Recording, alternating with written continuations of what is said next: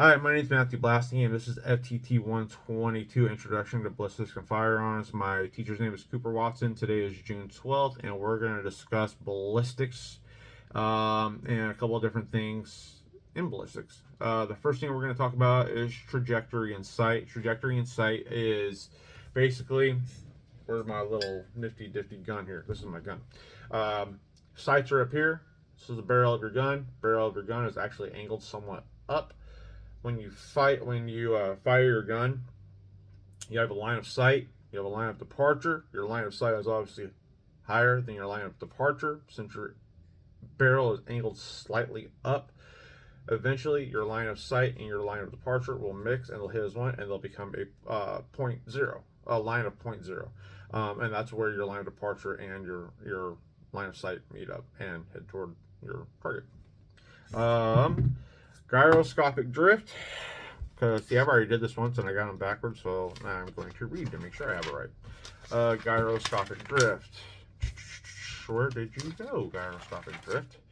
When a bullet is pulled laterally in the direction of its spin as it travels, meaning if a bullet is fired from a rifled gun and the rifling in the barrel is going to the right, so you're got your bullet, and let's say this hole right here is your barrel, and let's say that inside here there's rifling, it's going around in a circle, and this is going through and it's spinning with that.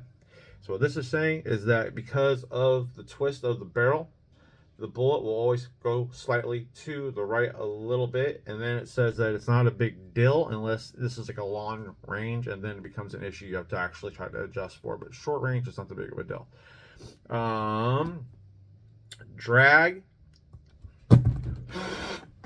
It's wind. I mean that's drag. It's wind. It's so as you fire your gun, as the bullet goes through air, air is actually fluid, and fluid slows it down. It's kind of like when you see picture when you see the FBI and they shoot through those big old blocks of goo and crap, and it slows the bullet down. Well, air is like that. It's just really not. It's just not nearly as dense. But it's still fluid. So as you shoot through, drag hits your bullet and it slows it down. And that's what that is. It's just air or the fluid slowing down your bullet.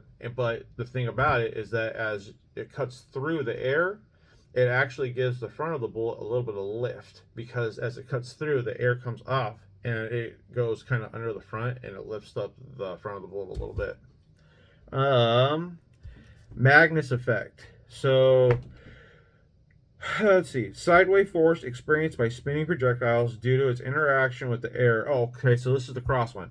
Magnus effect. So basically, if I had this one right here.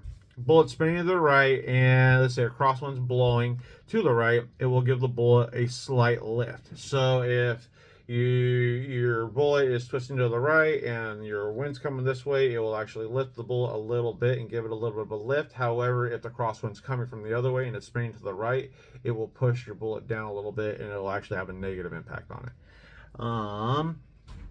Coriolis and Yotavis is the global one. So we're gonna picture this is the target right here on top of this cup, okay? And as the globe is spinning, or as our cup, the Earth, is spinning around, if you shoot from north to south or from south to north, your target's moving. So you're always going to have your target's going to be slightly off to the right because it's a moving target, and your bullets is flying towards that not moving target. And Yotavis is the same type of thing. It deals because you're moving and whatnot, but it's going to be from east to west or west to east. So therefore, your target's always going up and down because it's a moving target and the bullet is going straight towards it. Vertical angles. Okay, so vertical angles are basically when you look up a hill, your target is your line of sight is going to be lower than your actual line to the target because of the angle of the hill. I saw all the formulas you guys were giving, and I just threw my brain all over the place. But basically, it's because of the angle of the hill. You always want to make sure that you aim a little bit down, because if not, you're going to go up too high. It's always going to be higher. And that goes if you're shooting down, or if you're shooting, whenever you're on an incline of any type, you always want to make sure, because you're always going to shoot a little bit higher than what you're actually aiming. And then transonic performance. So basically, oh, I got another little one. I put a little dot. Okay. So see this little dot? We're going to say that this is your pressure and this is gravity, and they're together right here. As you come and you shoot your gun, it goes into transonic speed. As it's going through transonic speed, it starts to slow down as it hits the drag, all that fluid. As it hits the fluid and it starts to slow it down, what happens is your transonic speed goes into subsonic speed, and then your pressure leaves from the gravity, and we're going to go from here, and then your pressure goes up to here, and it moves up the projectile a little bit, which then causes it to wobble. And that wobble can cause problems when it comes to your getting to the target and all that kind of stuff. And I think I got them all. I hope I answered these correct and you guys understood where I was going with this. This one was kind of difficult for me for some reason to explain it. I don't know why. I had to do this like 3 times. Anyways, have a good week, and I will see you guys next week. Thanks. Bye.